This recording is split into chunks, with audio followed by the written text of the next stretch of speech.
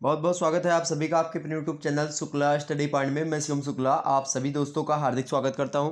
दोस्तों, ये डॉक्टर राम मनोहर लोहिया अवध विश्वविद्यालय का ये एक प्रकार से पेपर है और ये पेपर हुआ है आपका राष्ट्र गौरव का, अर्थात राष्ट्र गौरव, पर्यावरण एवं मानवाधिकार, जिसमें राष्ट्र गौरव के लगभग 40 प्रश्न और पर्यावरण के 30 और मानवाधिकार के 30 प्रश्न, ऐसा कॉम्बिनेशन सिलेबस में मेंशन होता है कि इस प्रकार से पूछा जाएगा। और ठीक उसी प्रकार से शायद पूछा भी गया था और आप देखेंगे जितना भी हमने बताया था मात्र और मात्र सारे के सारे प्रश्न उसी से घूम घूम करके आए हैं। 100 प्रश्न पूछे गए थे, लगभग 80 से 90 प्रश्न, लगभग 80 से 90 प्रश्न मेरे प्यारे दोस्तों मेरे द्वारा मॉडल पेपर पे जो बनाए गए हैं, पेपर 1 और पेपर मतलब कि 3 वीडियो हमने 2022 में बनाई है, जो कि प्लेलिस्ट में सबसे ऊपर आपको मिल जाएगी और उसके नीचे और सब तमाम सारी वीडियो है। तो बस उसी से सारा का सारा प्रश्न आने का जो है एक प्रकार से पूरा का पूरा है। तो आप लोग परेशान मत होइएगा, उसके लिए सारा का सारा पेपर फंस गया। हमने बार बार आपको बताया था कि आपके पेपर में कोई दिक्कत होगी नहीं, मैं एक प्रकार से प्रबल दावे के साथ बोल रहा हूँ और आप लोग बहुत डरे हुए थे, तो प्रोत्साहना भी आपको दी थी। तो उसके लिए आप लोग बिल्कुल भी अब टेंशन ना लें, अपना पेपर मिला लीजिए कितने प्रश्न आपके सही हैं और कितने नंबर आपको यहाँ से मिलेंगे। हालांकि ये क्वालिफाइंग पेपर होता है, आपको इसमें केवल पास करना होता है, इसका नंबर आपका ऐड नहीं होगा। ये पेपर आपका बीए द्वितीय वर्ष और बीएससी द्वितीय वर्ष और बीकॉम बीएससी एजी, यहाँ पर आप देख सकते हो। नहीं, बहुत सारे लोग कहते हैं कि ये एक ही नहीं होता है, बीए आबलिग लगा है। आबलिग माने होता है कि इसमें भी वही आएगा और इसमें भी यही आएगा, मतलब सभी में बीए बीएससी बीकॉम, यहाँ तक कि बीएससी एजी वालों के लिए और बीएससी होम साइंस वालों के लिए, सभी के लिए ये पेपर सेम था। ओके। और बीए पार्ट 2 और पार्ट 3, अर्थात बीए सेकंड ईयर और बीए थर्ड ईयर, या फिर BSc second year third year, ये दोनों के लिए बात करें। और सेकंड ईयर थर्ड ईयर यहाँ पर भी आप देख सकते हो, बीएससी एजी की भी यही हाल है, बीएससी होम साइंस की भी यही हाल है, दोनों, यानी कि सेकंड ईयर और थर्ड ईयर दोनों का यही पेपर हुआ है। अच्छा, अब इसमें यह है कि ये एग्जामिनेशन कब हुआ, 2022 का ही पेपर है। अभी मैं साल भर करवाऊंगा पूरा का पूरा पेपर। बुकलेट कोड आपका क्यों था, इसको आपको उसमें अपने जो है उसमें मेंशन करना होता है, जो आपका OMR वाला पैटर्न होता है आपके, उसने बताया होगा टीचर ने। कंपलसरी पेपर है, अनिवार्य प्रश्न पत्र, इसको देना और देना एकदम से परम आवश्यक है, ये बात मान करके चलो। राष्ट्र गौरव पर्यावरण एवं मानवाधिकार अध्ययन ये पेपर का नाम है, यानी कि नेशनल प्राइड। राष्ट्र गौरव का मतलब होता है, पर्यावरण को इन्वायरमेंटल स्टडीज बोलते हैं और मानवाधिकार अध्ययन को हम क्या बोलते हैं, जो है मानवाधिकार को मानवाधिकार ही बोलते हैं, यानी कि ह्यूमन राइट्स बोल सकते हो इसको। तो इस प्रकार से ये होता है ह्यूमन राइट्स का। तो ये 3 जो है सेक्शन से आपके प्रश्न आते हैं, बहुत ही सरल प्रश्न आते हैं, कोई दिक्कत नहीं होती है इसमें आपको करने के लिए, ईजिली सब हो जाता है। टाइम आपको 2 घंटे का अलाउ होता है। जो अभी आपकी यूनिवर्सिटी का अगर पेपर नहीं हुआ है तो आप लोग इस पेपर के द्वारा जो बताए गए प्रश्न हैं इनको एक बार आप देख लीजिएगा, वैसे आपको याद ही हो जाएगा, अधिकतर प्रश्न आपको आ ही रहे होंगे। और एक बार आप प्लेलिस्ट के मॉडल पेपर मेरे ज़रूर देख लीजिएगा, बहुत ज़्यादा सजेस्ट करता हूँ। अगर आप लोगों को और अच्छे तरीके से पढ़ना है तो 2020 का और 2021 वाला जो पेपर सॉल्व करवाया हमने उसको भी देख लीजिएगा, ठीक है। तो सभी विश्वविद्यालयों के लिए सेम है ये, एकदम से आप जानिए। इंपॉर्टेंट नोटिस में क्या गया कि please read instruction carefully printed on the back of OMR seat. जो OMR सीट यानी जिस पर आपने गोला काला किया है, उसी के पीछे वाले यानी कि जो बैक साइड होती है, उस पर जो है पेपर देने से संबंधित कुछ दिशा निर्देश दिए गए थे। उस दिशा निर्देशों को आपको विस्तार से पढ़ लेना था, उसके हिसाब से आपको पेपर वैसे करने थे। यानी कहा गया था कृपया जो है यहाँ पर लिखा हुआ, कृपया OMR के सीट के पीछे छपे निर्देशों के ध्यानपूर्वक पढ़ें। अब चलिए मैं विस्तार से हर एक प्रश्नों को पढ़ता हूँ और आसानी से उत्तर समझने का प्रयास करता हूँ। अंग्रेजी और हिंदी दोनों में पेपर छपा हुआ, तो अंग्रेजी वाले छात्र छात्राओं के लिए भी महत्वपूर्ण होगा और हिंदी वालों के लिए। पहला प्रश्न है कि who is the called the Shakespeare of India, यानी कि भारत का शेक्सपियर किसे कहा जाता है। तो भाई सभी को पता होगा भारत का शेक्सपियर कौन है, आदि कवि कालिदास, यानी महाकवि कालिदास हैं। ओके, समझ में आ गई बातें। तो कौन है भाई, कालिदास जी हैं। अभिज्ञान शकुंतलम इनकी रचना बड़ी फेमस है, मेघदूतम रचना फेमस है, आ सकती एग्जाम्स में। अगला प्रश्न है कि the head quarters of Indian air force is an, यानी कि इंडियन एयरफोर्स का मुख्यालय जो है वो कहाँ पर स्थित है भाई, तो कहाँ पर है, न्यू दिल्ली में, अर्थात नई दिल्ली में उसका मुख्यालय स्थित है। ओके। अगला प्रश्न आपसे पूछा गया था, आइए देखते हैं। अगला प्रश्न आपसे पूछा गया था, तीसरा नंबर प्रश्न था कि name of the national bird is, यानी कि राष्ट्रीय पक्षी कौन सी है। तो सभी को पता होगा बचपन से यार, छोटे छोटे बच्चों को, 2 साल के बच्चों को, 3 साल के बच्चों को अगर आप पूछेंगे, 2 साल नहीं बोल दिया, कम बोल दिया, 3-4 साल के बच्चों से अगर आप पूछेंगे जो पहली दूसरी में है, पहली वहली में लगभग, तो उनसे अगर आप पूछ लेंगे या नर्सरी केजी में, तो वो भी बता देंगे लगभग कि हाँ राष्ट्रीय पशु कौन सा है और पक्षी कौन सा है, ये सब। अब देखिए प्रश्न पूछ लेगा तो कौन है भाई, मयूर है आपका, मोर जो है ये राष्ट्रीय पक्षी है। ओके, आगे बढ़ा जाए। अगला प्रश्न आपके समझ चौथा नंबर है कि which of the following is the cases of heart trouble, यानी कि निम्नलिखित में से यानी निम्न में से हृदय रोग का कारण क्या है। होमोग्लोबिन से हृदय रोग होता है, या कोलेस्ट्रॉल से होता है, कार्बोहाइड्रेट से, ग्लूकोज से। तो भाई किससे होता है, कोलेस्ट्रॉल से होता है, अर्थात ऑप्शन नंबर इसका क्या होगा, बी करेक्ट होगा। अगला प्रश्न आप देखिएगा, पांचवा नंबर प्रश्न है कि who wrote the book a nation in the making, अर्थात a nation in the making पुस्तक किसने लिखी है। A nation in the making पुस्तक किसने लिखी भाई, तो ये पुस्तक लिखने वाले कौन विद्वान है, तो ये पुस्तक लिखी है हमारे, किसने लिखी भाई, बताने का प्रयास करें। क्या सुभाष चंद्र बोस जी ने लिखी थी, जवाहरलाल नेहरू ने लिखी है, या महात्मा गांधी ने, सुरेंद्रनाथ बनर्जी ने लिखी है। ठीक, तो किसने लिखी है, एस एन बनर्जी ने, अर्थात सुरेंद्रनाथ बनर्जी जी ने लिखी है। ऑप्शन नंबर इसका डी करेक्ट होगा। अगला प्रश्न देखिएगा, आप लोग मिलाते चलिएगा, कॉपी पेन लेकर के बैठिए मेरे भाई, और मिलाते चलिए कितने प्रश्न आपने सही किए हैं। जितने भी आप सही कर रहे हो उतने ज़्यादा अच्छा है आप लोगों के लिए। ओके, अगला प्रश्न आपके समझ छठवां नंबर कि हिंदू फिलोसॉफी इज डिवाइडेड, अर्थात हिंदू धर्म विभाजित है। हिंदू धर्म कितने भागों में विभाजित है भाई, कितने धर्म में विभाजित है, हिंदू धर्म कितने भागों में विभाजित है, आपका दर्शन जो है वो 6 भागों में विभाजित है। हिंदी जो है 6 पार्ट में डिवाइडेड है हिंदू फिलोसॉफी, अर्थात जो भारतीय दर्शन या फिर जो हिंदू दर्शन है। ओके, आगे देखते हैं, ये सभी हमने बताया था। अगला प्रश्न आपके समक्ष है, the name of the Ashok का फादर वाज, यानी अशोक के पिता का क्या नाम था। खूब बताया, कोई दिक्कत की बात नहीं है, एक भी प्रश्न आपका छूटा नहीं होगा। अगर छूट भी तो कोई दिक्कत नहीं, 33 नंबर अगर आप पाते हो, 33 से 40 के बीच में हो तो आप पास हो, कोई दिक्कत नहीं उसमें। लेकिन अगर आप जो है और अच्छे अंक प्राप्त करते हो तो उसका बेनिफिट कहीं ना कहीं पे आपको मिलता ही मिलता है। तो ये बात ध्यान रखेंगे, और एग्जामिनर के निगाह में हो सकता है बन जाओ आप। चलिए, अगला है कि आसो, वैसे एग्जामिनर इसको नहीं चेक करता है, वो देखेंगे ये हम पर दूसरी तरीके से कापी चेक होती है वो एमआर वाली। लेकिन फिर भी ये एक प्रकार से कहीं ना कहीं पे आपको इसमें कोई भी परीक्षा हो तो क्या आप सोचेंगे कि मेरा 40 ही सही हो या 33 ही सही हो, 34 कर दें। कुल करिए ना सारा का सारा, माइनस मार्किंग तो होती नहीं, अगर गलत भी होगा तो कोई टेंशन लेने की आवश्यकता नहीं आपको। ठीक, तो परेशान मत होइएगा, सभी पास होगी इसमें। ओके, अशोक के पिता का क्या नाम था भाई, पूछा रहा, तो अशोक के पिता का क्या नाम था, अशोक के पिता का क्या नाम था। सभी लोग फटाफट से बताने का प्रयास करें कमेंट सेक्शन में, बातचीत ना करो भाई, बताओ फटाफट से। क्यों सही भाई, बिंदुसार, बिंदुसार इनके पिता का नाम था। ओके, बिंदुसार, ऑप्शन नंबर इसका ए करेक्ट होगा।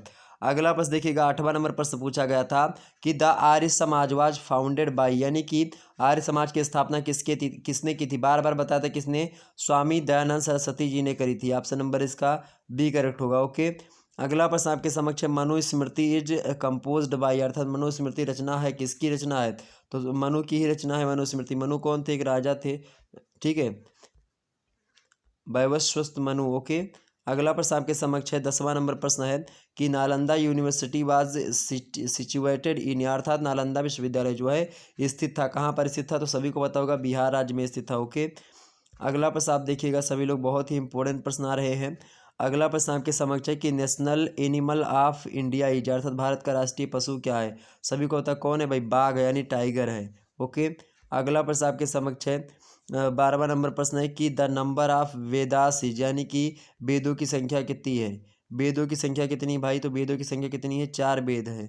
ठीक है, ऋग्वेद, अथर्ववेद, सामवेद, यजुर्वेद, ये 4 वेदों की संख्या है। ओके, वेदांग कितने, तो 6 वेदांग हैं। अगला प्रश्न आपसे पूछा गया 13वां नंबर कि which was the capital of Kosala, यानी कि कोसल की राजधानी कौन सी थी। तो इस प्रश्न में देखिएगा 2 ऑप्शन आपके हो सकते हैं, चूँकि ये एक प्रकार से बोला जाए तो ये प्रश्न जो आपसे पूछा गया था, ये प्रश्न आपका जो है कॉम्प्लीमेंट्री प्रश्न, अर्थात 100 में 100 नंबर, वैसे नंबर तो मिलना नहीं रहता, लेकिन कोई बच्चा 100 में 100 ना कर दे, इसको लेकर के एक आध 2 प्रश्न विवादास्पद रहते हैं हर एक पेपर में। तो ठीक उसी प्रकार से ये प्रश्न आपका होगा। एक्चुअली में ये जो प्रश्न है 13वां नंबर, यानी कि 13 नंबर जो प्रश्न है, तो पहले जो राजधानी थी वो अयोध्या थी। कोसल की पहले राजधानी क्या थी भाई, अयोध्या थी, और बाद में क्या होता है, श्रावस्ती जो है राजधानी शिफ्ट हो जाती है। तो इन दोनों में से आपका जो भी एग्जामिनर मानेगा, अर्थात जो भी आपकी यूनिवर्सिटी डिपेंड मतलब कि कहेगी, वही मान्य होगा जो उसने पूछा होगा जान करके। तो पहले मैं बता दे रहा हूँ, पहले अयोध्या थी, उसके बाद में श्रावस्ती ये राजधानी हो जाती। तो अयोध्या भी सही है और श्रावस्ती भी सही है। अब उस तरीके से जो जिस तरीके से वो उसने सोचा होगा पूछा होगा उसी हिसाब से होगा। अगला प्रश्न आपके समक्ष, national anthem of India was composed bye, यानी कि भारत का राष्ट्रीय गान रचा गया किसके द्वारा, तो रविन्द्रनाथ टैगोर जी के द्वारा रचा गया था। ओके, अगला प्रश्न आपके समक्ष है, यानी जनगण मन की बात कर रहे हैं, और अगर पूछे जाए कि जो है सुजलाम सुफलाम मालयज शीतलाम सस्यश्यामलम मातरम वंदे मातरम, अगर वंदे मातरम यानी राष्ट्रगीत के बारे में पूछे तो क्या बताएंगे आप, क्या बताओगे, राष्ट्रगीत के रचयिता कौन है, फटाफट से एक बार कमेंट सेक्शन में सभी लोग बताएंगे। ओके, अभी एक प्रश्न उसका है, मैं बता दूंगा, तब तक आप लोग कमेंट करो। अगला प्रश्न है, देखें कितना आपको पता है। राष्ट्रगान और राष्ट्रगीत में जो है बहुत लोग तो अंतर ही नहीं जान पाते कौन राष्ट्रगीत है कौन राष्ट्रगान है, लेकिन आप लोग बिल्कुल टैलेंटेड हैं, उस पर कोई शक नहीं है। तो मैं उसी टैलेंट को आपको देखना चाह रहा हूँ कि कौन कौन लोगों को पता है। वैसे बहुत सरल है, आप लोग कमेंट सेक्शन में लिखिए। अगला प्रश्न है कि हु जो है इन्वेंटेड जीरो, अर्थात शून्य का आविष्कार किसने किया था। सभी को पता होगा, बच्चे बच्चे को पता है भाई किसने किया था। भारत के महान गणितज्ञ कौन थे, तो ये भाई आर्यभट्ट जी ने किया था। ओके, ऑप्शन नंबर इसका सी करेक्ट होगा। अगला प्रश्न देखिएगा आप सभी लोग। अगला प्रश्न आपका 16वां नंबर है। सत्यमेव जयते लिखा गया है, सत्यमेव जयते किसने इज रिफर्ड इन, यानी कि कहाँ से। मनुस्मृति से लिखा गया नहीं, गीता से नहीं, ऋग्वेद से नहीं, मुंडक उपनिषद, बिल्कुल मुंडक उपनिषद से ये लिया गया सत्यमेव जयते। अगला प्रश्न आपके समक्ष है कि in which state famous Kailash temple temple of Ellora is situated, यानी कि एलोरा का प्रसिद्ध कैलाश मंदिर किस राज्य में स्थित है। तो ये भाई किस में स्थित है, एलोरा का जो मंदिर है किस में स्थित है, ये महाराष्ट्र राज्य में स्थित है। कहाँ पर, महाराष्ट्र में, एलोरा का प्रसिद्ध कैलाश मंदिर। नेक्स्ट प्रश्न आपके समक्ष आ चुका है 18वां नंबर एंड 80 नंबर कि in which year human rights act introduced in India, भारत में मानवाधिकार अधिनियम कब लागू हुआ, तो 1993 में लागू हुआ था। ऑप्शन नंबर इसका ए करेक्ट होगा। ओके, अगला प्रश्न आप लोग देखिएगा, आपसे पूछा गया था। अगला प्रश्न क्या पूछा गया था भैया, अगला प्रश्न देखिएगा 19 नंबर प्रश्न है कि right of education is an article, यानी शिक्षा का अधिकार सम्मिलित है। तो शिक्षा का अधिकार किस में भाई, 21 के ए में है, और बार बार मैंने बताया भी था आपको। तो 21 के आ में है, और ये प्रश्न दोबारा भी पूछा जाएगा, 2-3 बार, 2 प्रश्न ऐसे हैं जो कि रिपीटेड है इसी पेपर में ही। अगला प्रश्न है कि the word Arya is which language, यानी कि आर्य किस भाषा का शब्द है। तो आर्य आपका संस्कृत भाषा का शब्द है। आर्य किस भाषा का शब्द है, संस्कृत भाषा का शब्द है। ऑप्शन नंबर इसका सी करेक्ट होगा। नेक्स्ट प्रश्न आप लोग देखिएगा, एक बार सभी लोग वीडियो को लाइक और शेयर करिएगा। इसी प्रकार से और भी मैं पेपर को सॉल्व करवाने का प्रयास आपके करता रहा हूं, और आप लोगों को कहीं ना कहीं पे हेल्प होती है उससे, ऐसा आप बिल्कुल भी मुकर नहीं सकते। और आप देखिएगा मॉडल पेपर से कितने ज़्यादा प्रश्न आए हैं, एक बार जा करके विजिट करके देख सकते हो। इसे जिसने देखा होगा उसको पता होगा, उस लोगों ने कमेंट भी किया, हमने कमेंट आप लोगों के सभी पढ़ा। व्हाट्सएप पर बहुत सारे लोगों ने एसएमएस किया, मैंने पढ़ा, बहुत सारे लोग प्रश्न पूछ रहे थे इसके, जो कुछ प्रश्न सर जी बता दीजिए, तो फुटकल प्रश्न। तो हमने कहा कि जो है आपको मैं आंसर की ही दे दूंगा, तो आप परेशान मत होइएगा। थोड़ी सी बिजी चल रहे थे इस समय, शादी वगैरह में इधर उधर, तो उसी अटेंड करने में जो है दिक्कत हो रही थी। बाकी आप लोगों के लिए मैं लगातार जुड़ा हुआ हूँ, और अब आपकी क्लासेस भी देने का प्रयास रहेगा जल्दी। अगला प्रश्न आपके समक्ष है कि जो है डायटी ऑफ आर्किटेक्चर, यानी कि वास्तुकला के देवता कौन है भाई। तो वास्तुकला के देवता कौन है आपके, विश्वकर्मा। वास्तु माने होता है, वास्तु माने क्या होता है, घर वर वगैरह वाला जो सिस्टम होता है। वास्तु देवता को गृह देवता कहा जाता है। और कौन है वास्तुकला के देवता, तो कौन है भाई, विश्वकर्मा महाराज है। वही तो घर वर बनाते थे। लंका किसने बनाई थी, विश्वकर्मा जी ने बनाई थी। किसने बनवाया था, शंकर भगवान ने। ओके, अगला प्रश्न आप देखिएगा, 22वां नंबर प्रश्न है कि making of new India is written by, अर्थात मेकिंग ऑफ इंडिया ये पुस्तक है, ये किसने लिखा है। तो किसने लिखा है भाई, ये प्रश्न किसने लिखा है, सॉरी ये उत्तर किसका होगा इसका, ये इसका उत्तर क्या होगा, तो इसको लिखा है विवेक देवराय ने। किसने लिखा, विवेक देवराय ने। ऑप्शन नंबर इसका बी करेक्ट होगा। अगला प्रश्न देखिएगा आप, 23 नंबर प्रश्न दिया हुआ है। WHO वाज जो है इस्टेब्लिश्ड इन द ईयर, यानी कि WHO की स्थापना कब हुई। तो WHO की स्थापना कब हुई भाई, तो 1948 में हुई, 1948 में। नेक्स्ट प्रश्न आपके समक्ष है 24 नंबर, देखिएगा आप सभी लोग कि द राइटर ऑफ महाभारत, यानी महाभारत के रचनाकार कौन है। सभी को पता होगा कौन है, वेद व्यास जी हैं। रामायण के रचयिता पूछे तो आप वाल्मीकि लगाइएगा। ओके, अगला प्रश्न आपके समक्ष 25 नंबर देखिएगा। 25 नंबर प्रश्न क्या दिया हुआ कि व्हिच ऑफ द फॉलोइंग जो है pollution is harmful of health, यानी कि निम्नलिखित प्रदूषणों में से कौन स्वास्थ्य के लिए हानिकारक है। ये प्रश्न आपसे पूछा गया था, तो कौन हानिकारक है भाई स्वास्थ्य के लिए। तो वायु प्रदूषण तो है ही, जल प्रदूषण भी है, ध्वनि प्रदूषण भी, यानी कि सभी प्रदूषण। ऑप्शन नंबर इसका डी करेक्ट होगा। ये सब बड़े सरल प्रश्न थे। अगला प्रश्न था कि वेयर नेशनल इनरोलमेंट इंगेज मतलब कि engineering research institute is located, यानी कि राष्ट्रीय पर्यावरण अभियांत्रिकी अनुसंधान क्षेत्र या केंद्र कहाँ पर स्थित है। तो कहाँ पर स्थित है भाई, तो 46 का करेक्ट आंसर क्या होगा, ऑप्शन नंबर सी, नागपुर में स्थित है। ओके, नेक्स्ट प्रश्न आप देखिएगा सभी लोग फटाफट से। अगला प्रश्न है कि वर्ल्ड जो है फूड डे सेलिब्रेटेड यानी कि विश्व खाद्य दिवस कब मनाता है। हमने बताया था कि कब मनाया था भाई, बार बार इसको बताया था कब मनाया जाता है, तो 16 अक्टूबर को खाद्य दिवस मनाया जाता है, 16 अक्टूबर। ओके, अगला प्रश्न 28 नंबर प्रश्न है कि विच डिसीज मतलब कि disease is caused by deficiency of iodine, यानी कि आयोडीन कमी से होने वाला रोग कौन सा, बार बार बताया होगा आप लोगों को भाई। तो पीलिया उलिया तो नहीं होती है, घेंगा होता है। पीलिया दूषित जल के कारण होता है, तो घेंगा आयोडीन कमी से होता है। अगला प्रश्न आपके समक्ष है कि कोर्ट्स ऑफ इंडिया, ये एक पुस्तक है, इसको किसने लिखा है, यानी कि written by. Court of India किसके द्वारा लिखी गई है, तो कोर्ट ऑफ इंडिया किसने लिखा भाई, रंजन गोगोई के द्वारा लिखी गई। ऑप्शन नंबर इसका सी करेक्ट होगा। ओके, रंजन गोगोई के द्वारा यह रचना लिखी गई है, जो कि चीफ जस्टिस रहे हैं। ओके, अगला प्रश्न आपके समक्ष है मेकिंग इंडिया ऑसम, ये भी एक पुस्तक है रिटन बाय, यानी कि मेकिंग ऑफ इंडिया जो पुस्तक है ये किसने लिखी है। तो मेकिंग ऑफ इंडिया पुस्तक के लेखक कौन है भाई, मेकिंग ऑफ चेतन भगत जी हैं। ऑप्शन नंबर इसका कौन होगा, बी वाला करेक्ट होगा। अगला प्रश्न आप देखिएगा, अगला प्रश्न आप देखिएगा मेरे प्यारे दोस्तों, अगला प्रश्न कौन सा है आपका, अगला प्रश्न देखिएगा आपका 31 नंबर प्रश्न है कि Guru Nanak was born eight, यानी कि गुरु नानक का जन्म कहाँ पर हुआ था, तलवंडी पाकिस्तान में इनका जन्म हुआ, तलवंडी लाहौर में। ओके, इनका जन्म हुआ था कहाँ पर, तलवंडी लाहौर में। ऑप्शन नंबर इसका सी करेक्ट होगा। 32 नंबर प्रश्न है कि नेशनल यूथ डे यानी कि सेलिब्रेटेड इज, यानी कि राष्ट्रीय युवा दिवस जो है कब मनाया जाता है। राष्ट्रीय युवा दिवस कब मनाया जाता है भाई, तो 12 जनवरी को मनाया जाता है। कब, 12 जनवरी को। अगला प्रश्न आपके समझ, तो ऑप्शन नंबर इसका ये करेक्ट था। अगला प्रश्न था 33 नंबर आपका,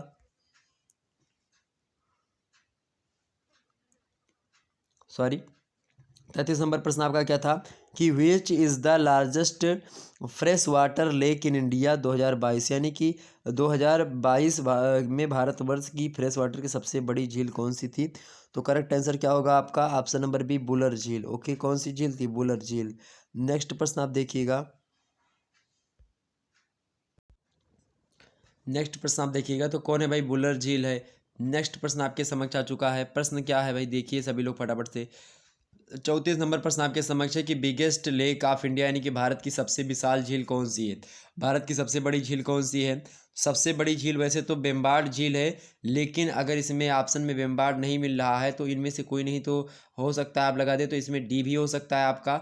लेकिन अगर इन्हीं ऑप्शन में देखना है तो आपको भारत की सबसे विशाल झील की अगर बात की जाए तो कौन सी होगी आपकी, चिल्का झील। चिल्का झील जो कि इसमें आपका शायद नहीं है। ओके, तो ऑप्शन नंबर इसका डी ही लगाना उचित होगा। तो D option is right answer. अगला प्रश्न आपके समक्ष है 35 नंबर कि भारत की सबसे छोटी झील बताइए। Which is the smallest lake in India. ये देखिए, ये अपने आप में एक जटिल प्रश्न था, चूँकि ये प्रश्न ये था इसलिए कि सभी कहीं सब हर जगह अगर आप नदियों की बात करेंगे या उसकी बात करेंगे जो है, तो सबसे छोटा कोई झील नहीं होता,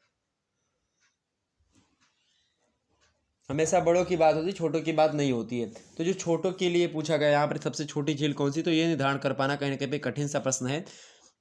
लेकिन फिर भी अगर ये प्रश्न पूछा गया तो इसका करेक्ट आंसर आपका बुलर झील होगा, क्योंकि इनमें से अगर चारों झीलों में से देखेंगे तो सबसे छोटी जो पड़ेगी आपकी बुलर झील ही पड़ेगी, लेकिन ये फ्रेश वाटर की सबसे बड़ी झील है। ओके, अगला प्रश्न आपके समक्ष 36 नंबर प्रश्न है, यानी फ्रेश वाटर माने ताजे पानी की। ओके, अगला प्रश्न आपके समक्ष वर्ल्ड अस्थमा डे सेलिब्रेटेड इस 2021, यानी कि विश्व अस्थमा दिवस मनाया गया है 2021 में।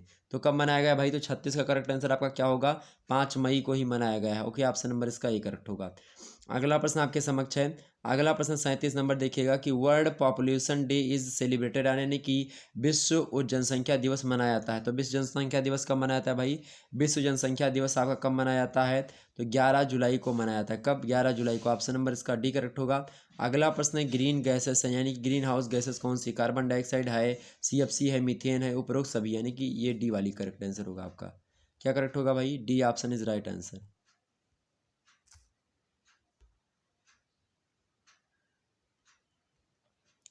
तो D answer is right answer, सारी गैसें। ओके, अब मेथेन को कहीं पर सी एच जो है आपको 3 लिखा हुआ मिलेगा, CH3। ओके, ये मेथेन है। CFC आपको क्लोरोफ्लोरोकार्बन है। ओके, CFC क्लोरोफ्लोरोकार्बन है। और आपको पता ही है कि कार्बन डाइऑक्साइड यानी CO2। अगला प्रश्न 39 number, Tehri dam project is situated in, यानी कि टिहरी बांध परियोजना स्थित है कहाँ पर स्थित है भाई? टिहरी आप सभी को पता होगा एक बांध परियोजना जो कि उत्तराखंड राज्य में स्थित है। ऑप्शन नंबर इसका ये करेक्ट होगा, उत्तराखंड में। अगला प्रश्न आपके समक्ष है, देखिएगा सभी लोग फटाफट से। 40 नंबर प्रश्न है, क्या कि world forest day is celebrated on, यानी कि विश्व वन दिवस मनाया जाता है। विश्व वन दिवस कब मनाया जाता है भाई? तो 21 मार्च को विश्व वन दिवस मनाया जाता है। ऑप्शन नंबर इसका ये करेक्ट होगा। अगला प्रश्न देखिएगा 41 नंबर, अल नीनो क्या है, यानी कि एल नीनो इज, तो एल नीनो है क्या भाई? 41 नंबर करेक्ट आंसर क्या होगा आपका? तो एक ये जलधारा है, आ करंट। ओके। अगला प्रश्न आपके समक्ष है 42 नंबर प्रश्न देखिएगा, which salt is most common in sea water, यानी समुद्री जल में कौन सा लवण सर्वनिष्ठ होता है, यानी कि सबसे अधिक होता है? सोडियम क्लोराइड होता है, NaCl। ओके, साधारण जो नमक होता है वही। ओके। अगला प्रश्न आप देखिएगा 43 नंबर प्रश्न आपको दिया गया था। अब ये आपको एक बात और बता दूं कि यहाँ पर जैसे कि आपका जो पेपर होगा उसका जो कोड होता है, जैसे बुकलेट कोड जो होता है पेपर का, उसके हिसाब से आपका पेपर सेट होता है। तो सी बुकलेट का कोड ये था मेरा, कौन से बुकलेट का है एक बार देखा जाए तो ये आपके किस बुकलेट का कोड है? ये क्यू बुकलेट है। ओके, तो ये क्यू बुकलेट का कोड है, तो सीरियल आपको क्यू वाले में मिलेगा। बाकी जिनका ABCD बुकलेट का कोड है, या ये जो है PQRST इस प्रकार से है, PQRST हो सकता है 5 बने, तो PQRST जिसका P है, Q है, R है, ST है। तो इस प्रकार से आप देखिएगा आपके पेपर में थोड़ा सा क्वेश्चन जो होंगे, यानी कि जो इसमें पहले नंबर पर होगा आप में हो सकता है कि वो जो है 12वें नंबर पर हो, 15वें नंबर पर हो, इस प्रकार से आपसे हो सकता है। तो आप इसको लेकर के परेशान मत होइएगा कि सर जी आप जो है इस प्रकार से बता रहे हो, तो उसमें कोई दिक्कत की बात का आपको नहीं होनी चाहिए। ओके, तो ये हो सकता है, ज़रूरी नहीं कि आपका वो उसी तरीके से दिखाई पड़े। ओके, तो क्लियर होगी बातें, आगे समझते हम थोड़ा सा। तो ये भाई बताओ फटाफट से, ये प्रश्न कौन सा था आपका? समुद्र जल में कौन सा सर्वाधिक? तो वही होता है आपका जो है सोडियम क्लोराइड। अगला प्रश्न है कि nature is not mandatory but premising who stated, यानी कि हु सेटेड, यानी प्रकृति अनिवार्य नहीं है वरन अनुमति परक है, ये किसने कहा है? तो ये कथन किसने कहा भाई? वाइडर लीला ब्लास, एक भूगोल वेत्ता, इन्होंने कहा है, वाइडर लीला ब्लास। ओके, इन्होंने कहा। ऑप्शन नंबर इसका ये करेक्ट होगा। ओके। अगला प्रश्न आपके समक्ष है जो है 44 नंबर प्रश्न देखिएगा, रेगुर, यानी कि रेगुर क्या है? तो रेगुर काली मिट्टी को ही रेगुर कहा जाता है, ब्लैक सोइल को। ऑप्शन नंबर इसका सी करेक्ट होगा।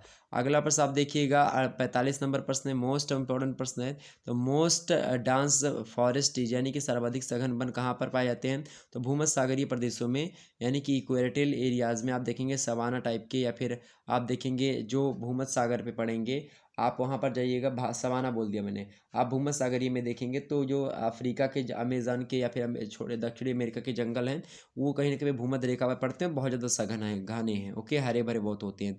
और दुनिया का 20% ऑक्सीजन अकेले अमेज़न बेस, यानी कि अमेज़न का जो जंगल है वहीं से मिलता है। ओके, बड़े विशाल जंगल है। अगला प्रश्न जो कि विषुवत रेखा पर ही है, टुमारो इज़ जो है biodiversity is the book of, यानी कि टुमारोज बायोडाइवर्सिटी पुस्तक किसने लिखी है? किसने लिखी भाई टुमारोज जो है ये पुस्तक का नाम, ये पुस्तक किसने लिखी? फटाफट से बताने का प्रयास करो सभी लोग। इस पुस्तक के लेखक कौन है? तो इस पुस्तक के लेखक आपके कौन है भाई? सतीश चंद्र जी हैं। कौन है? सतीश चंद्र। ऑप्शन नंबर इनका डी करेक्ट होगा। अगला प्रश्न आपके सॉरी क्या लिख बोल दिया, एक मिनट रुकिएगा, एक मिनट रुकिएगा। 45 का करेक्ट आंसर आपका क्या होगा? मैंने क्या बोल दिया? 45 का तो करेक्ट है ना, ए ऑप्शन भूमध्य सागर ये। अच्छा 46 का मैंने डी बोल दिया क्या? नहीं नहीं, 46 का तो मेधा पाटेकर जी होगा। ओके, 46 का सॉरी जो है वंदना शिवा।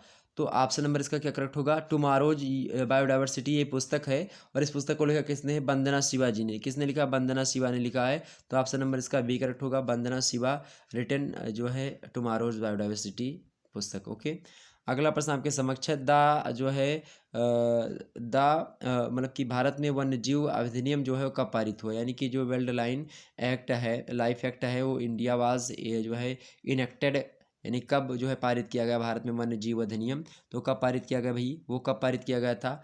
तो वो बात है आपकी 1972 की, यानी 1972 ईस्वी की। ओके, यानी डी ऑप्शन करेक्ट होगा इसका। अगला प्रश्न आपसे पूछा गया था कि the earth summit was held in, और आपको बता दूं जो बुकलेट कोड होता है उसका सारा मतलब कि सभी लोगों के जो प्रश्न होंगे, जो 100 प्रश्न आप में दिए हैं वही 100 प्रश्न हर एक कोड में होंगे, लेकिन उनका क्रम बदला होगा। यानी कि जो पहले आप में हो सकता है 100वां प्रश्न दे दे, किसी में चौथा दे दे, किसी में जो है उसी को शुरुआत आपकी 8वें प्रश्न करे, किसी में 9वें प्रश्न। इस प्रकार से मतलब प्रश्न वही पूछा जाएगा, लेकिन वो घुमा फिरा करके पूछा जाएगा ताकि नकल ना कर पाए या फिर कोई करवा ना पाए, इस प्रकार से। ठीक है। अगला प्रश्न है कि the earth summit was held, यानी पृथ्वी सम्मेलन आयोजित किया गया। पृथ्वी सम्मेलन कब आयोजित किया गया भाई? बढ़िया प्रश्न है एग्जाम पॉइंट ऑफ व्यू से, तो फटाफट से बताने का प्रयास करो आप सभी लोग। पृथ्वी सम्मेलन आयोजित हुआ कब आयोजित हुआ था, यानी कहाँ पर आयोजित हुआ था पृथ्वी सम्मेलन? तो ये पृथ्वी सम्मेलन जो है आपका रियो डी जनेरियो में 1992 में आयोजित हुआ था। ऑप्शन नंबर इसका बी करेक्ट होगा। अगला प्रश्न आप देखिएगा, बताया था हमने बार बार इसको। अगला प्रश्न आपके समझ है, Salim Ali college of ecology is situated, यानी कि Salim Ali college of ecology स्थित है, कहाँ पर स्थित है भाई? सलीम अली कॉलेज कहाँ पर स्थित है आपका? तो ये स्थित है आपका कहाँ पर भाई? तो ये पुदुचेरी में स्थित है। कहाँ पर है? पुदुचेरी में। ऑप्शन नंबर इसका सी करेक्ट होगा। अगला प्रश्न आपके समक्ष है 50 नंबर देखिएगा, Indian standard bureau was established in the year, यानी कि भारतीय मानक ब्यूरो की स्थापना कब हुई? भारतीय मानक ब्यूरो की स्थापना कब हुई भाई? तो कब हुई है ये? जो है 1987 ईस्वी के आसपास, चूँकि 1986 में लास्ट में हुई थी, तो इसमें 1986 दिख नहीं रहा, तो 1987 इज राइट आंसर इसका होगा। अगला प्रश्न आपके समक्ष है 51 नंबर प्रश्न है कि परितंत्र शब्द किसने दिया, यानी कि the term of ecosystem was producted by, यानी कि परितंत्र शब्द किसने दिया भाई? परितंत्र शब्द किसने दिया है? तो टांसले जी ने दिया। किसने? टांसले ने। ऑप्शन नंबर इसका ए करेक्ट होगा। अगला प्रश्न आपके समक्ष है, अगला प्रश्न आपके समक्ष है, कौन सा कृत्रिम परितंत्र है? कौन सा कृत्रिम परितंत्र है, यानी व्हिच इज आर्टिफिशियल इकोसिस्टम? तो कौन है भाई? तो कौन है इनमें से? धान का जो खेत है, यानी ऑप्शन नंबर इसका कौन सा करेक्ट होगा? डी। और समुद्र जो है प्राकृतिक है, जो है माउंटेन प्राकृतिक है, यानी पर्वत, और नदी भी प्राकृतिक है। नेक्स्ट प्रश्न आपके समक्ष आ चुका है 53 नंबर प्रश्न। 53 नंबर प्रश्न आपसे पूछ रहा है कि which among the following is the first national park in India, यानी निम्नलिखित में से भारत का प्रथम अर्थात पहला राष्ट्रीय पार्क कौन सा? तो जिम कॉर्बेट नेशनल पार्क है। ठीक है, ऑप्शन नंबर इसका ए करेक्ट होगा। ओके। अगला प्रश्न आपके समक्ष 54 नंबर की which pollution is related to photochemical smog, यानी कौन सा प्रदूषण प्रकाश रासायनिक धुंध से संबंधित है? तो भाई जाहिर सी बात है ये वायु प्रदूषण ही होगा, एयर प्रदूषण। ऑप्शन नंबर इसका जो है क्या होगा करेक्ट आंसर? डी। अगला प्रश्न आपके समक्ष 55 नंबर आपसे प्रश्न पूछा गया था कि the major reason of coral bleaching, यानी कि प्रवाल विरंजन का प्रमुख कारण क्या है? तो प्रवाल विरंजन किन कारणों से होता है? ग्लोबल वार्मिंग से, अर्थात वैश्विक तापन से। ऑप्शन नंबर इसका ए करेक्ट होगा। किससे होता है भाई? ग्लोबल वार्मिंग से। ओके, करेक्ट आंसर क्लियर हो गया आपका। तो आप 55 number clear, correct answer 55 number correct answer क्या होगा? ऑप्शन नंबर ए, वैश्विक तापन। अगला प्रश्न आपके समक्ष है 56 नंबर प्रश्न देखिएगा कि जो है हेर्माटाइप इज अ टाइप ऑफ, यानी कि हर्माटाइप एक प्रकार है। किसका प्रकार है भाई? हर्माटाइप। तो हर्माटाइप एक प्रकार से बात की तो ये कोरल का प्रकार है, यानी कि ये प्रवाल जो भित्तियां होती हैं उन्हीं का एक प्रकार होता है हर्माटाइप। ओके, 56 नंबर प्रश्न का करेक्ट आंसर क्या होगा? ऑप्शन नंबर इसका बी होगा।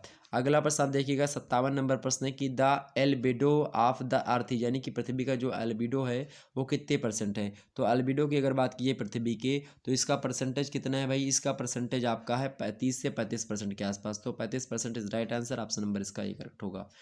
अगला प्रश्न आपके समक्ष है, फटाफट से एक बार वीडियो को लाइक और शेयर कर दीजिएगा जितने जितने भी लोग देख रहे हो। अगला प्रश्न आपके समक्ष है, और आज सेकंड सेमेस्टर यानी कि जो सेकंड ईयर की पेपर 2 का हिंदी का पेपर होने वाला है कल, उसको लेकर के अभी मैं मॉडल पेपर रात के आपके 9 बजे से आपको दूंगा, तो आप उसके लिए परेशान मत होइएगा। 9 बजे से आपकी वो क्लास होगी। ओके, तो आप लोग उसको जरूर देखिएगा हिंदी की। अगला प्रश्न आपके समक्ष, the ratio of oxygen in the atmosphere, यानी कि एटमॉस्फेयर यानी वायुमंडल में ऑक्सीजन का अनुपात है। वायुमंडल में ऑक्सीजन का अनुपात कितना है? 21% ऑक्सीजन है, और 78 यानी कि 78% आपका क्या है? ये नाइट्रोजन है, यानी कि N2 जो है ये इतना है, और O2 जो है वो कितना है भाई? तो O2 21% है। तो ऑप्शन नंबर करेक्ट आंसर क्या होगा? Option number B. ओके, आगे देखते हैं अगला प्रश्न, यानी 21%। अगला प्रश्न आपके समक्ष है, the average temperature of the earth, यानी कि पृथ्वी का औसत तापमान कितना है? सभी को पता होगा 15 डिग्री सेल्सियस के आसपास होता है। ऑप्शन नंबर इसका डी करेक्ट होगा। अगला प्रश्न आपके देखिएगा जो है 60 नंबर प्रश्न है कि which is the oldest temple in the India, यानी कि भारत का प्राचीनतम मंदिर कौन सा है? तो भाई मुंडेश्वरी का जी का जो मंदिर है यही है। ऑप्शन नंबर इसका सही करेक्ट होगा, ये सबसे प्राचीन है इनमें से। अगला प्रश्न आपके समक्ष प्रश्न आ चुका है 61 नंबर प्रश्न देखिएगा। डिसीजेज केसेज मतलब कि डिसीज केस्ड बाई एयर पोल्यूशन यानी कि वायु प्रदूषण से होने वाले रोग कौन कौन से हैं। तो अस्थमा भी हो सकता है और उसके बाद में जो है ब्रोंकाइटिस भी हो सकता है, कैंसर भी हो सकता है। तो ये सभी हो सकते हैं। Option all the above, option D is right answer. अगला प्रश्न आपके समक्ष 62 नंबर देखिएगा। 62 नंबर प्रश्न आपसे दिया है कि जो है goitre disease is caused by the जो है डेफिशिएंसी ऑफ, यानी कि देखिए घींघा रोग किसकी कमी से होता है। एक बार पूछा गया था आयोडीन कमी से कौन सा रोग होता है, अभी पहले आपने देखा होगा। अब पूछ लेगा कि घोंघा रोग किससे होता है, तो आयोडीन कमी से होता है। ऑप्शन नंबर इसका कौन सा करेक्ट होगा, डी ऑप्शन, आयोडीन कमी से होता है। ऑप्शन नंबर इसका डी। अगला प्रश्न आपके समक्ष 63 नंबर प्रश्न है कि where was the fourth world जो है conference held in 1995 related to female, यानी कि महिलाओं से संबंधित चतुर्थ विश्व सम्मेलन कब आयोजित हुआ था। 1955 में जो 1995 में जो आयोजित हुआ था वो कहाँ पर हुआ था। जिनेवा में हुआ था, लंदन में हुआ था, श्रीलंका में होता है, बीजिंग में। तो भाई ये चौथा जो है आपका बीजिंग में हुआ था। कहाँ पर होता है चौथा, मैंने आपको इसके बारे में विस्तार से बताया था। प्रथम महिला सम्मेलन, द्वितीय तृतीय चारों को हमने बता दिया था आपको अभी लास्ट वाले में जो हमने कल या परसों हमने जो मॉडल पेपर आपको दिया है उसमें हमने प्रथम बताया था 1975 में मैक्सिको सिटी में हुआ था प्रथम महिला सम्मेलन। दूसरा महिला सम्मेलन जो हुआ था वो कोपेनहेग में हुआ था 1980 में। तीसरा जो हुआ था नैरोबी में हुआ था 1985 में। और चौथा हुआ था बीजिंग में 1995 में, यानी 1955 ईस्वी में, सॉरी 1995 में। तो ये आपका डी आंसर होगा बीजिंग में। ओके, अब आगे देखते हैं भाई। अगला प्रश्न आपके समक्ष आ चुका है। सभी लोग अगला देखने का प्रयास करेंगे। लगभग सभी प्रश्नों को हमने बताया अपने मॉडल पेपर में, सारे के सारे प्रश्न आए हुए थे। अगला प्रश्न आपके समक्ष है। द हेडक्वार्टर्स ऑफ द जो है deputy state human rights commission is located, यानी उत्तर प्रदेश राज्य मानवाधिकार आयोग का मुख्यालय कहाँ पर है भाई, तो लखनऊ में गोमती नगर के आसपास। ओके, ऑप्शन नंबर इसका सी करेक्ट होगा। अगला प्रश्न आपके समक्ष भाई कि राष्ट्रीय मानवाधिकार आयोग के सदस्यों की नियुक्ति कौन करता है। हमने बताया था आपको कौन करता है, राष्ट्रपति करता है, प्रेसिडेंट। कल की ही वीडियो में सब बताया है, ये भी कल की वीडियो में बताया था, ये भी बता परसों की वीडियो में जो मॉडल पेपर दिया था। ये भी राष्ट्रीय मानवाधिकार आयोग का मुख्यालय स्थित है, कहाँ पर स्थित है भाई, नई दिल्ली में। ये भी हमने आपको बताया था। ओके, ऑप्शन नंबर इसका ही करेक्ट होगा। अगला प्रश्न आपसे पूछा गया था कि राइटर आप जो है मेघदूत, यानी मेघदूत के लेखक कौन है। हमने बताया आपको शुरुआत में कालिदास जी हैं, और बताया भी था आपको सभी चीज़ पूरी की पूरी पुस्तकों के बारे में। अगला प्रश्न आपके समझ है कि the golden period of in Indian arts, यानी कि भारतीय कला का स्वर्ण काल कौन सा, तो गुप्त काल जो है इतिहास का स्वर्ण काल कहा जाता है। ऑप्शन नंबर इसका भी करेक्ट होगा। अगला प्रश्न आप देखिए 69 नंबर प्रश्न है कि जो है राइटर ऑफ रामायण यानी कि रामायण के रचयिता कौन थे, तो सभी को पता होगा वाल्मीकि जी थे। कौन थे, वाल्मीकि। रामचरितमानस की रचयिता तुलसीदास जी ने की है। बीजक की रचना पूछा तो आप कबीरदास बताते हैं। वेद व्यास जी की बात की है तो ये जो है महाभारत की रचना है। अगला प्रश्न आपके समक्ष है क्रिएटर ऑफ ऋग्वेद, यानी ऋग्वेदा के रचनाकार है कौन है, तो ऋग्वेद किसी एक व्यक्ति ने नहीं लिखा मेरे प्यारे दोस्तों। उस समय जो ऋग्वैदिक कालीन ऋषि थे उन लोगों ने मिलकर के लिखा था। ऑप्शन नंबर इसका डी लगाइएगा। अगला प्रश्न आपसे पूछा गया था 71 नंबर प्रश्न देखिएगा। 71 नंबर प्रश्न आपसे पूछा गया कि मीनिंग ऑफ वेद है, यानी कि वेद का अर्थ क्या है। तो वेद माने क्या होता है, ज्ञान से, नॉलेज। ओके, अगला प्रश्न आपसे ऑप्शन नंबर इसका ही करेक्ट होगा। अगला प्रश्न देखिएगा 72 नंबर प्रश्न दिया हुआ है कि भारत के राष्ट्रपति की रचना किसने की थी, सॉरी भारत के राष्ट्रगीत की रचना किसने की थी, यानी कि हु कंपोज नेशनल जो है सॉन्ग ऑफ इंडिया, भारत के राष्ट्रगीत की रचना किसने की थी। हमने अभी शुरुआत में पूछा था, राष्ट्रगान की नंबर आया था तो आपसे पूछा था। रविन्द्रनाथ टैगोर जी ने नहीं की थी, उन्होंने क्या किए थे, राष्ट्रगान जन गण मन अधिनायक जय हे वो किया था उन्होंने। तो किसने, बंकिम चंद्र चटर्जी महोदय ने किया था। ऑप्शन नंबर इसका सी करेक्ट होगा। और राष्ट्रगीत कौन सा है, सुजलाम सुफलाम माल्यज शीतलाम सस्य श्यामलम मातरम वंदे मातरम, ये है। ओके, अगला है आप देखिएगा कि सबरीमाला टेम्पल इज लोकेटेड, यानी सबरीमाला मंदिर कहाँ पर स्थित है, तो केरल में अयप्पा स्वामी का। ऑप्शन नंबर इसका सी करेक्ट होगा। इसको लेकर के विवाद भी हुआ था, आप देखेंगे महिलाओं को यहाँ प्रवेश से वर्जित था इस प्रकार, इसीलिए। अगला प्रश्न आपके समझ, Dudhwa tiger reserve is located in the state, यानी कि दुधवा टाइगर रिजर्व कहाँ पर स्थित है, तो भाई दुधवा टाइगर रिजर्व जो है आपका ये जो है उत्तर प्रदेश में। कहाँ पर है दुधवा, ये उत्तर प्रदेश में। आप देखेंगे जो लखीमपुर खीरी है वहीं पर पड़ता है, तराई इलाके में, नेपाल बॉर्डर के आसपास।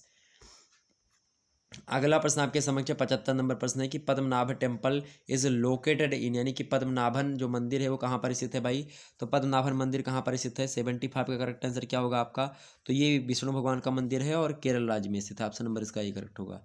ओके, केरला में। अगला प्रश्न आप देखिएगा 76 नंबर प्रश्न आपके समक्ष कि भरतनाट्यम डांस वर्जिनिएटेड फ्रॉम, यानी भरतनाट्यम नृत्य है, कहाँ का नृत्य है? तो ये तमिलनाडु का नृत्य है। कहाँ का है? तमिलनाडु का। ऑप्शन नंबर इसका बी करेक्ट होगा। अगला प्रश्न आप देखिएगा 77 नंबर प्रश्न आपसे पूछा, बड़े ही सरल प्रश्न थे, कोई दिक्कत नहीं होती आपको। अगला प्रश्न था कि जो है स्वच्छ भारत अभियान वाज जो है लॉन्च, यानी कि स्वच्छ भारत अभियान प्रारंभ हुआ मोदी जी ने चलाया था कब? 2 अक्टूबर 2014 को, गांधी जयंती पर। ऑप्शन नंबर इसका कौन सा होगा? B correct answer. अगला प्रश्न आपके समक्ष है 78 नंबर की, ब्रह्मपुत्र नदी का उद्गम कहाँ से भाई? तो तिब्बत के मानसरोवर लेक से आपका यह उद्गम है। गंगोत्री ग्लेशियर से गंगा नदी निकलती है। अगला प्रश्न आपके समक्ष है 79 नंबर प्रश्न है। 79 नंबर प्रश्न आपसे क्या कह रहा है भाई? कह रहा है कि भारत का राष्ट्रीय गीत कौन सा, यानी कि नेशनल सॉन्ग ऑफ इंडिया, यानी कि आप देखेंगे राष्ट्रीय गीत पूछ रहा है, तो गीत आपका क्या है? वंदे मातरम। और ये राष्ट्र जनगण मन जो आप लिखा है राष्ट्र क्या है? गान है। ओके, ये बात ध्यान रखें। तो ऑप्शन नंबर इसका कौन सा करेक्ट होगा? बी करेक्ट होगा, वंदे मातरम। अगला प्रश्न आपसे पूछा गया था भाई, देखिएगा अगला प्रश्न है कि the centre of environmental study is situated in, यानी कि पर्यावरणीय अध्ययन का केंद्र स्थित है। तो पर्यावरणीय अध्ययन का केंद्र कहाँ पर स्थित है भाई? पर्यावरणीय अध्ययन का केंद्र कहाँ पर स्थित है? फटाफट से बताने का प्रयास करेंगे। कहाँ स्थित? नागपुर में स्थित होगा। कहाँ पर है? नागपुर में। ऑप्शन नंबर इसका ए करेक्ट होगा। अगला प्रश्न आप देखिएगा, अगला प्रश्न है कि प्रदूषण गुंबद संबंधित है, यानी कि पॉल्यूशन डोम, मतलब कि डोम इज रिलेटेड टू, यानी कि प्रदूषण गुंबद किससे संबंधित है? इनमें से ध्वनि प्रदूषण से, मृदा से प्रदूषण से, या वायु प्रदूषण से, या जल प्रदूषण से। तो प्रदूषण गुंबद जो है किससे संबंधित है भाई? तो ये किससे है? ये वायु प्रदूषण से संबंध रखता है। ऑप्शन नंबर इसका सी करेक्ट होगा, एयर पोल्यूशन। अगला है एसिड रेन। एसिड रेन जो होती है, यानी कि acid rain is the result of, यानी कि अम्ल वर्षा का परिणाम है। अम्ल वर्षा का क्या परिणाम है? जल प्रदूषण के द्वारा होती है, या वायु प्रदूषण की, या ध्वनि प्रदूषण, या मृदा प्रदूषण। तो ये वायु प्रदूषण। ओके, तो अम्ल वर्षा का परिणाम क्या है भाई? अम्ल वर्षा का परिणाम क्या है? वायु प्रदूषण। ओके, अगला प्रश्न आपके समक्ष है 83 नंबर प्रश्न आपको दिया है कि how many layers are there is the atmosphere, यानी कि वायुमंडल में कितनी परतें हैं? तो वायुमंडल में मुख्य रूप से कौन सी परतें? 5 परतें हैं। ओके, क्षोभ मंडल, समताप मंडल, और आप देखेंगे आयन मंडल, और बहिर्मंडल, और एक और मंडल आपका पड़ता है मध्य मंडल। ओके, तो इस प्रकार से आप देखेंगे 5 मंडल हैं। अगला प्रश्न सारे मंडल के बारे में हमने बताया था। अगला प्रश्न है 84 नंबर, परितंत्र का चालक बल है, यानी कि the opening force of the ecosystem is called solar energy, यानी कि सौर ऊर्जा जो है, ये करेक्ट आंसर होगा। ऑप्शन नंबर इसका बी। अगला प्रश्न है 85 number, the term ecosphere was जो है क्वाइंड बाय, यानी कि पारिस्थितिकी मंडल शब्द का प्रयोग किसने किया था? तो पारिस्थितिकी मंडल शब्द का प्रयोग करने वाले कौन है भाई? हैकल महोदय। कौन है? हैकल महोदय हैं। ठीक है, अगर हैकल ना आए तो आप एक राय कला, मतलब कि कलायाम महोदय है, उसने किया था, लेकिन हैकल दिया, तो ऑप्शन यही डी लगाइएगा। अगला प्रश्न आपके समक्ष है मॉन्ट्रियल प्रोटोकॉल संबंधित है, यानी कि the Montreal protocol is related to, तो ये ओजोन संरक्षण संबंधित है, ओजोन परत के जो है कन्वर्सेशन संबंधित है। अगला प्रश्न आपके समक्ष है भाई, अगला प्रश्न 87 नंबर प्रश्न है कि प्रवालों के विकास हेतु कितना तापमान उपयुक्त है? तो which temperature is most suitable for coral growth, यानी कि प्रवालों के विकास हेतु कितना तापमान है भाई? तो लगभग प्रवालों के विकास के लिए कितना तापमान चाहिए? तो 87 नंबर करेक्ट आंसर क्या होगा आपका? परवालों के लिए लगभग और लगभग 20% के अगर आसपास डिग्री सेल्सियस है तो चल जाएगा। ऑप्शन नंबर इसका सी करेक्ट होगा। तो 87 करेक्ट आंसर क्या होगा? C option. अगला प्रश्न आपके समक्ष है जो है लॉन्गेस्ट रिवर ऑफ इंडिया, यानी कि भारत की सबसे लंबी नदी कौन सी है? 2525 किलोमीटर की लंबाई को धारण किए हुए गंगा नदी है, ये सबसे बड़ी नदी है। ओके, लंबी नदी है। अगला प्रश्न आपके समक्ष है शांत घाटी स्थित है, यानी कि the silent valley is situated in, यानी शांत घाटी कहाँ पर स्थित है भाई? तो शांत घाटी आपकी केरल राज्य में स्थित है। ऑप्शन नंबर इसका ए करेक्ट होगा।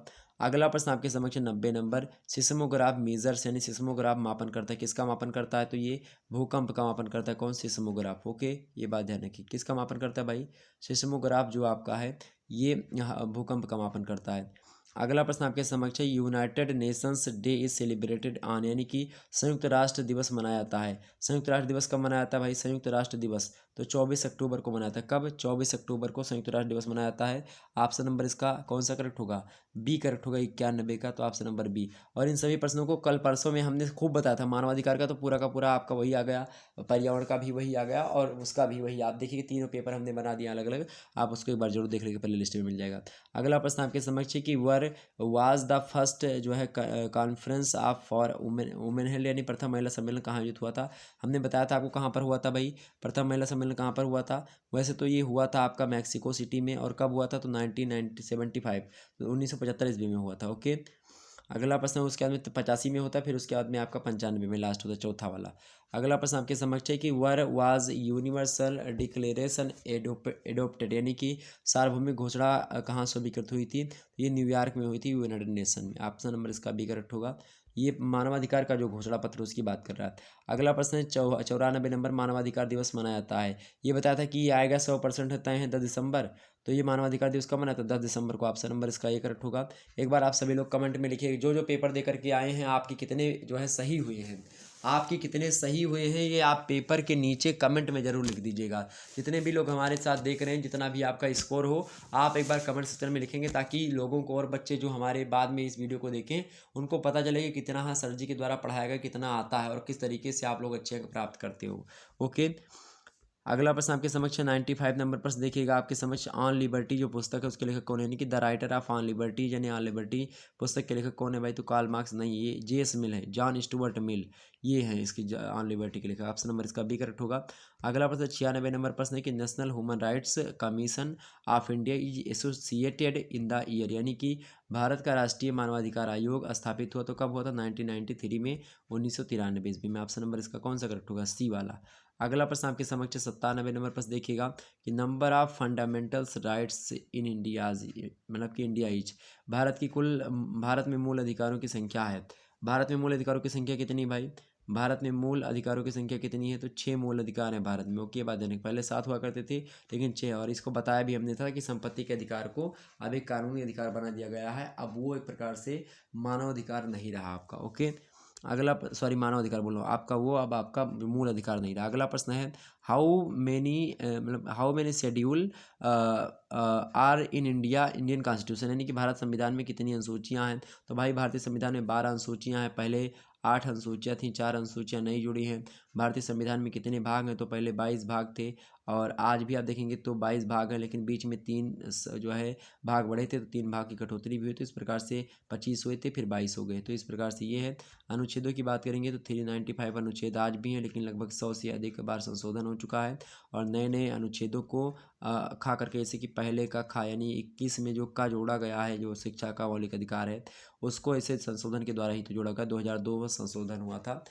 86वां संविधान संशोधन 2002 में हुआ था, उसी के अंतर्गत हुआ था। तो कितनी अनुसूचियाँ भारतीय संविधान में भाई? तो आपसे हैं पूछ रहे हैं तो 12 अनुसूचियाँ हैं। कितनी अनुसूचियाँ? 12। अगर पूछता है पूछा कितनी थी तो 8 अनुसूचियाँ थी।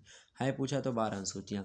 अगला प्रश्न 99 नंबर प्रश्न है, देखिएगा बड़ा अच्छा प्रश्न आपके समक्ष है कि in which article rights of education is मतलब गारंटेड इन इंडिया, यानी भारत में किस अनुच्छेद में शिक्षा का अधिकार सुरक्षित किया गया? तो किस अनुच्छेद में किया गया भाई? अनुच्छेद 21 में कर दिया गया। ऑप्शन नंबर इसका डी करेक्ट होगा कि सभी व्यक्ति को शिक्षा पाने का अधिकार है। ओके, अगला प्रश्न आपके समक्ष है कि कॉन्स्टिट्यूशन मतलब कि डे इज सेलिब्रेटेड यानी कि संविधान दिवस मनाया जाता है। संविधान दिवस 26 नवंबर को चूँकि एक प्रकार से बन करके मतलब तैयार हो चुका था, लेकिन हुआ क्या था कि 26 जनवरी की डेट एक पुरानी स्वाधीनता दिवस मनाया था पंडित जवाहरलाल नेहरू ने, तो उसी को याद रखने के लिए 26 जनवरी को संविधान लागू किया गया था। लेकिन पूर्ण रूप से अगर बात की जाए मतलब संविधान की, तो बन करके तैयार कब हुआ था? 26 नवंबर को, इसीलिए संविधान दिवस के नाम से यहाँ पर 26 नवंबर को हम संविधान दिवस के नाम से आते हैं। ऑप्शन नंबर इसका करेक्ट हो। तो इस प्रकार से 100 क्वेश्चन आपने कर लिया अच्छे तरीके से। कोई और दिक्कत हो तो बताने का प्रयास करिएगा, वैसे आपको कोई प्रॉब्लम होनी नहीं चाहिए। विस्तार से आप लोग सारी चीज़ों को समझ गए। ओके, तो एक एक प्रश्नों के उत्तर को हमने विस्तार से आपको समझा दिया और निश्चित तौर पर यही आपके समझ में आया होगा। और अब फिर क्या आप दूसरी वीडियो में मिला जाए? चलिए फिर मिलते हैं हम नेक्स्ट वीडियो में। तब तक के लिए जय हिंद, जय भारत। आप सभी का बहुत बहुत धन्यवाद हमारे से जुड़ने के लिए। इसी प्रकार से अपना प्यार और दुलार हमेशा बनाए रखिएगा। धन्यवाद, बहुत बहुत धन्यवाद आप सभी का। एक बार वीडियो को लाइक और चैनल पर नहीं तो सब्सक्राइब कर दीजिएगा, सभी दोस्तों के पास शेयर कर दीजिएगा।